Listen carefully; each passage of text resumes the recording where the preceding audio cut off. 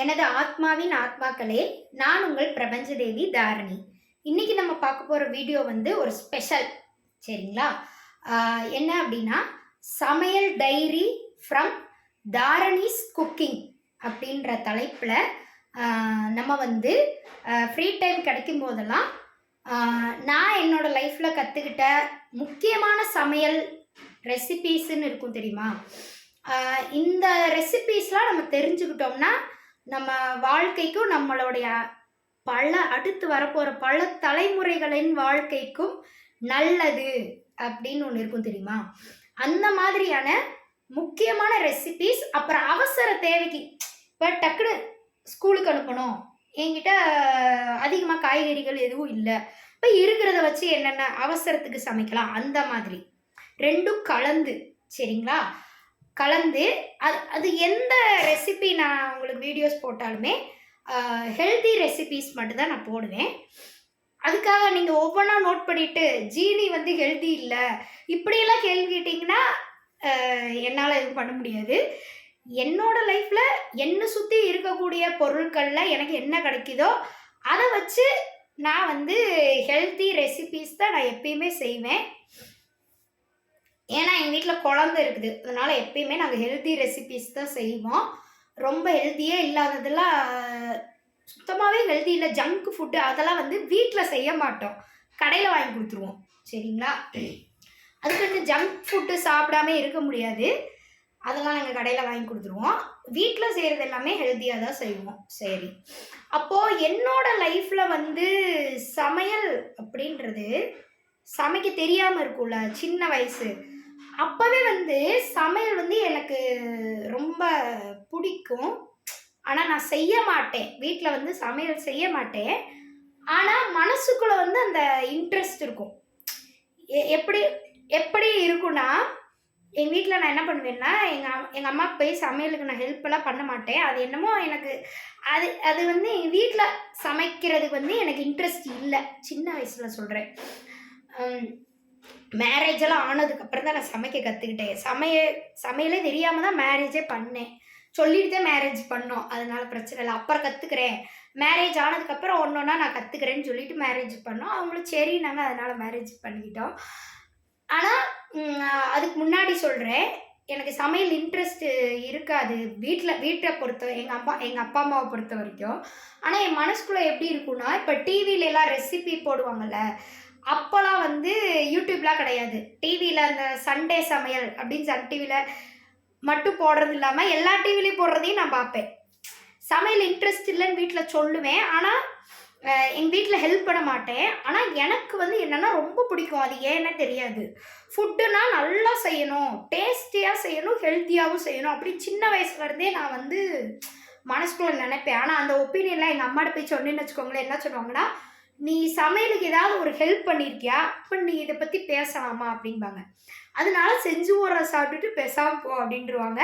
ஆனால் உண்மையிலே சொல்கிறேன், எங்கள் அம்மா எல்லாமே ஹெல்த்தியாக தான் சமைப்பாங்க, அதெல்லாம் ஒரு குறையும் சொல்ல முடியாது. ஆனால் சின்ன சின்ன குறைகள் இருக்கும் தானே, அப்போ போய் நான் ஏதாவது சொன்னேன்னா எங்கள் வீட்டில் வந்து திட்டுவாங்க. அவங்க சொல்கிறது ரைட்டு தானே, சமையலுக்கு நம்ம ஏதாவது ஹெல்ப் பண்ணிவிட்டு நம்ம போயிட்டு ஏதாவது குறை சொல்லலாம், எதுவுமே ஹெல்ப் பண்ணாமல் நம்ம சொல்லக்கூடாது தானே. அதனால நான் என்ன பண்ணுவேன்னா, ஆனால் என்னோட மனசுக்குள்ளே நிறையா இருக்கும் சமையலை பற்றி டிஸ்கஸ் பண்ணுறதுக்கு.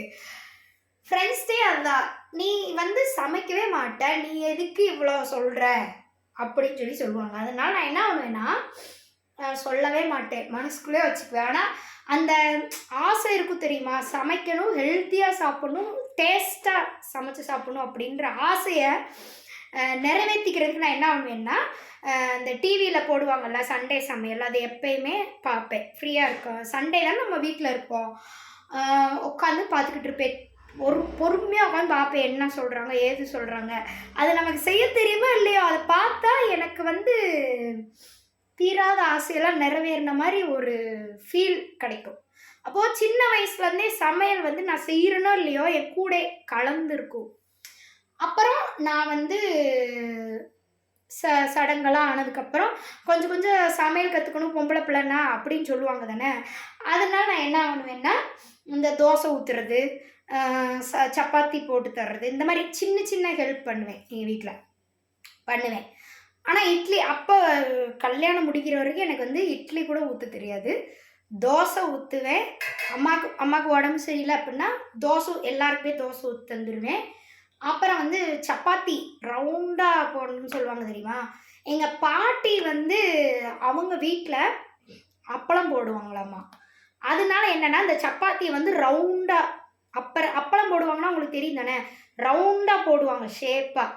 அதை எதையும் வச்சு அமுக்கிலாம் போட மாட்டாங்க, உருட்டும் போதே ரவுண்டாக உருட்டுவாங்க. அப்போ எனக்கு வந்து அது வந்து பிடிக்கும், அதனால இன்ட்ரெஸ்ட்டு அதை கற்றுக்கிறதுல. அதனால எங்கள் பாட்டிக்கு நான் கேட்பேன், நீங்கள் எப்படி இப்படி ரவுண்டாக சப்பாத்தி தேய்ச்சி கொடுக்குறீங்க? எங்கள் வீட்டில் வந்து எங்கள் பாட்டி இருந்தா 10th ஸ்டாண்டர்ட் படிக்கிற வரைக்கும் எங்கள் பாட்டி இருந்தாங்க, அப்பாவோட அம்மா. அப்பாயின்னு சொல்லுவோம் எங்கள் ஊரில். எங்கள் அப்பாயி என்ன பண்ணுவாங்கன்னா சப்பாத்தி வந்து ரவுண்டாக தேய்ச்சி கொடுப்பாங்க. வீட்டில் எல்லாருக்குமே சப்பாத்தி பூரி அப்படின்னு சொல்லி வீட்டில் டிசைட் பண்ணிட்டாங்கன்னா எங்கள் அப்பாயி தான் எப்பயுமே தேய்ச்சி கொடுப்பாங்க. ரவுண்டாக இருக்கும் அது. அது அது பார்த்தாலே எனக்கு வந்து இதை எப்படியாவது நம்ம கற்றுக்கணும்டா அப்படின்னு சொல்லி எனக்கு தோணும். அப்போ எங்கள் அப்பாயிட்ட கேட்டு அவங்க கூடயே உட்காந்துருப்பேன். சப்பாத்தி போடும்போது மட்டும் வேறு எங்கள் வீட்டில் எது சமைக்கிறதுக்குமே உட்கார மாட்டேன், பக்கத்துலலாம் விளாட போயிடுவேன். அந்த சப்பாத்தி போடுறாங்கன்னு மட்டும் சொல்லிட்டாங்கன்னு வச்சுக்கோ, சப்பாத்தி பூரி போடுறாங்கன்னு சொல்லிட்டாங்கன்னா எங்கள் அப்பாயி பக்கத்துலேயே போய் உட்காந்துக்கிடுவேன். இது எப்படின்னு எனக்கு சொல்லி கொடுங்க, நான் போடுறேன்னு போட்டு எங்கள் அப்பாயி உயிரே வாங்க. ஏன்னா எனக்கு போட தெரியாது, அசிங்கமாக வரும் அது தேய்ச்சேன்னா. ஆனாலும் நான் வந்து கற்றுக்கிறேன் அப்படின்னு சொல்லிட்டு தேய்ச்சி ஆனால் உண்மையிலே சொல்கிறேன், எனக்கு என்ன ஒரு வருத்தம்னா, நான் அதுக்கப்புறம் எங்கள் அப்பாயெல்லாம் இறந்ததுக்கப்புறம் நான் உண்மையிலே ரவுண்டாக தேய்க்கிறது கற்றுக்கிட்டேன். ஆனால் எங்கள் அப்பாய்க்கு தெரியாது. அதுதான் எனக்கு ரொம்ப ஃபீலிங்ஸ் இப்போ வரைக்கும். ஏன்னா இதெல்லாம் நான் சொல்லி அவனை என் லைஃப்பில் இதெல்லாம் நான் கடந்து வந்த பாதை. இவங்கனால தானே எனக்கு சமையலில் இன்ட்ரெஸ்ட் வந்துச்சு அப்படின்னு சொல்லி இருக்கும்ல. அப்போ அதெல்லாம் நம்ம பேசித்தானே ஆகணும். அதனால அப்போது நான் 10th படிக்கும்போது எங்கள் அப்பா இறந்துட்டாங்க. அதுக்கப்புறம் ரொம்ப எனக்கு வந்து இதாகிடுச்சு. எங்கள் அப்பாயி மேலே வச்ச பாச அளவுக்கு நான் எங்கள் அப்பா அம்மா மேலே வைக்கலையா. பிடிக்கும், எங்கள் அப்பா அம்மா பிடிக்கும். ஆனால் எங்கள் அப்பாயை தான் எனக்கு ரொம்ப பிடிக்கும் எப்பயுமே. அவங்க இறந்ததுக்கப்புறம் லைஃப்பில் ஏதோ ஆன மாதிரி எனக்கு எங்கள் அப்பா அம்மா எப்பயும் போல் கூட தான் இருக்கிறாங்க. ஆனால் எங்கள் அப்பாயி மாதிரி எனக்கு இல்லை, ஏதோ தனிமையான மாதிரி எனக்கு ஃபீலு. அப்போ அந்த தனிமையை இது பண்ணுறதுக்கு நான் என்ன பண்ண ஆரம்பித்தேன்னா, எங்கள் அப்பா என் கூடவே இருக்கணும் அப்படின்றதுக்காக இந்த சப்பாத்தி கற்றுக்கிறோட நம்ம அப்படின்னு சொல்லிட்டு மனசுக்குள்ளே எங்கள் அப்பாயை நினச்சிக்கிட்டே நான் எங்கள் அம்மாட்ட சொல்லுவேன். சப்பாத்தி போடும்போது மட்டும் எங்கள் அம்மாட்ட போய் சொல்லுவேன், அம்மா இன்றைக்கி நான் தேய்ச்சி தரேன் அப்படின்னு சொன்னோன்னே, இது எதுக்கு இப்படி வந்து நின்றுக்கிட்டு இருக்குது, இது சமையல் கட்டுக்கே வராது அப்படின்னு சொல்லி எங்கள் அம்மா நினைப்பாங்க. அப்போது சப்பாத்தி பூரினா மட்டும் தேய்ச்சி கொடுப்பேன், ரவுண்டாக தேய்ச்சி கொடுப்பேன். அப்போ கற்றுக்கிட்டேன். அப்போ அழுதேன் ஒரு நாள், எங்கள் அம்மாட்ட அதுங்களை தனியாக போய் அழுதேன். இது வந்து நான் சூப்பராக தேய்க்க கற்றுக்கிட்டேன், ரவுண்டாக தேய்க்க கற்றுக்கிட்டேன். ஆனால் இதை பார்க்குறதுக்கு எங்கள் அப்பாயி இல்லை, அவங்களால தான் இதை நான் கற்றுக்கிட்டேன், அவங்களோட இன்ஸ்பிரேஷனில் தான் கற்றுக்கிட்டேன் அப்படின்னு சொல்லி ஒரு நாள் அழுதேன், தனியாக போய் ரூமில். அதுலேருந்து எப்பயுமே சப்பாத்தி பூரினா ஃப்ரீயாக நான். ஆனால் ஸ்கூலு 10th மேலே வந்து ரொம்ப பிஸியாகிடுவோம் படிப்பில். அதனால் எல்லா டைமும் என்னால் போட்டு தர முடியாது. எங்கள் வீட்டில் ஃப்ரீயாக இருக்கும்போது சப்பாத்தி பூரினா எங்கள் வீட்டில் நான் போட்டு கொடுப்பேன், அவ்வளோதான். கல்யாணம் வரைக்கும் எனக்கு அவ்வளோதான் பண்ணுவேன் வீட்டில். சமையல் அப்படின்னா எங்கள் அம்மாவுக்கு உடம்பு சரியில்லைன்னா தோசை ஊற்றி தருவேன், தோசை நல்லா ரவுண்டாக ஊற்றுவேன். அது எனக்கு சமைக்கவே தெரியாது, எங்கள் வீட்டில் எல்லா பேரும் கிண்டல் பண்ணுவாங்க. ஆனால் இந்த தோசையும் சப்பாத்தியும் நான் பண்ணுவேன்ல, சப்பாத்தி பூரி பண்ணுவேன்ல, பெர்ஃபெக்டாக பண்ணுவேன். எனக்கு அப்போவே தெரியாது நான் சமையலில் இந்த அளவுக்கு இப்படிலாம் சமைச்சு சமையலில் வீடியோ போடணும்னா அது எவ்வளோ பெரிய விஷயம். சும்மா எல்லாரும் தான் வீடியோ போடுறாங்க, ஆனால் எல்லா வீடியோ ரீச் ஆகுமான்னு சொல்ல முடியாது தானே. வீடியோ போடுற அளவுக்கு நான் வந்திருக்கேன்னா அப்போ ரொம்ப ரொம்ப பெரிய விஷயம். எல்லோரும் கிண்டல் பண்ணாங்கன்னா, ஆனால் இப்போ நான் வீடியோ போடுற அளவுக்கு வந்திருக்கேன்னா ஏதோ ஒரு சமையலில் ஏதோ ஒன்று இருக்குது என்கிட்ட அப்படின்னு சொல்லி நான் வந்து கன்ஃபார்மாக தெரிஞ்சுக்கிட்டேன். அந்த நம்பிக்கையில் தான் இப்போ நான் உங்களுக்கு வீடியோ போடுறேன் அப்படின்னு வச்சுக்கலாமா. ஆனால் ஏன்னா கல்யாணத்துக்கு அப்புறம் நான் சமையல்லாம் கற்றுக்கிட்டதுக்கப்புறம் சமைச்சு செஞ்சு கொடுப்போம்ல, சமையல் பண்ணிவிட்டு செஞ்சு கொடுக்கும்போது என் வீட்டில் இருக்கிறவங்க, ஹஸ்பண்ட் வீட்டில் இருக்கக்கூடிய எல்லாருமே சாப்பிட்டுட்டு டேஸ்ட்டாக இருக்குது அப்படின்பாங்க. நல்லா இருக்குது தாரணி ஏதோ சமைக்கவே தெரிலன்னு சொல்லிச்சு. ஆனால் இப்போ நல்லா செஞ்சு கொடுத்தா அவ்வளோ டேஸ்ட் அற்புதமாக வருது. நல்லாவே இல்லைன்னு சொல்கிறத விட ரொம்ப எக்ஸாக்டாக இருக்குது பெர்ஃபெக்ட் அப்படின்னு சொல்கிறத விட நல்லா இருக்குது, சாப்பிட்டா நல்லா இருக்குது அப்படின்னு சொல்கிற அளவுக்கு ஃபஸ்ட் பேர் வாங்கிட்டு இருந்தேன் ஃபஸ்ட்டு. அதுக்கப்புறம் தாரணி செஞ்சு கொடுத்தா இப்படி இருக்குதே டேஸ்ட்டு அப்படின்னு சொல்லி என் ஹஸ்பண்டு சொல்ல ஆரம்பித்ததுக்கப்புறம் தான் என் ஹஸ்பண்டே என் குழந்தையும் பாப்பா லட்சிதா பாப்பாவும் அம்மா செஞ்சு கொடுத்தா அது சூப்பராக தான் இருக்கும் அப்படின்னு சொல்கிற அளவுக்கு இருக்குதுன்னா இப்போ நம்மக்கிட்ட சமையலில் ஏதோ ஒன்று இருக்குது அப்படின்னு தெரிஞ்சுக்கிட்டு தான் சரி அப்போ இப்போ இவ்வளோ தூரம் வந்தாச்சு. நான் சமையல் கற்றுக்க ஆரம்பித்து 3 வருஷம் ஆயிடுச்சு. சரிங்களா, சமையல்லாம் கல்யாணம் முடித்தோடனேலாம் நான் சமையல் கற்றுக்க ஆரம்பிக்கல. பாப்பா பிறந்து 2 வருஷத்துக்கு அப்புறம் தான் நான் கொஞ்சம் கொஞ்சமாக கற்றுக்க ஆரம்பித்தேன். அப்போனா 3 வருஷம் ஆயிடுச்சுன்னு சொல்லலாமா. நல்ல எக்ஸ்பீரியன்ஸு. இப்போ வந்து நம்ம வீடியோஸ்லாம் போடலாம் அப்படின்னு சொல்லி நான் போட ஆரம்பிக்கிறேன். அப்போ என்னுடைய சமையல் டைரி அப்படின்னு சொல்லி ஒரு வீடியோ போடுறேன்னா அதில் நிறைய விஷயம் நம்ம ஷேர் பண்ணுறதுக்கு இருக்கும் தானே, அதுதான் இந்த வீடியோ. சரிங்களா, இது என்னுடைய இன்ட்ரோடக்ஷன் வீடியோ அப்படின்னு சொல்லி வச்சுக்கோங்க. அப்போ அடுத்து இந்த வீடியோ வந்து நான் போஸ்ட் பண்ணதுக்கப்புறம் ஒவ்வொரு வீடியோவாக நான் வந்து எனக்கு ஃப்ரீ டைம் கிடைக்கும் போது சொல்கிறேன். ஆரோக்கியமான ரெசிபி சமையல் குறிப்புகள் அப்படின்னு சொல்லலாமா, அந்த மாதிரியான வீடியோஸ் நான் போடுறேன். நீங்கள் பார்த்துட்டு செஞ்சு பார்த்துட்டு எனக்கு கமெண்ட்ஸில் சொல்லுங்கள். வாட்ஸ்அப் நம்பர் இருந்துச்சுன்னா மெசேஜ் பண்ணுங்கள், ரிவ்யூஸ் சொல்லுங்கள். செஞ்சு பார்த்துட்டு எப்படி இருந்துச்சு அப்படின்னு சொல்லி சொல்லுங்கள். இதில் என்னென்னா என்னோடய 3 வருஷம் சமையல் எக்ஸ்பீரியன்ஸில் புது புது ரெசிபீஸ் நான் கண்டுபிடிச்சேன். இப்போ பாப்பா ஸ்கூலில் வந்து குக்கிங் காம்படிஷன் வச்சுருந்தாங்களா, இப்போ தான் போன மாதம்.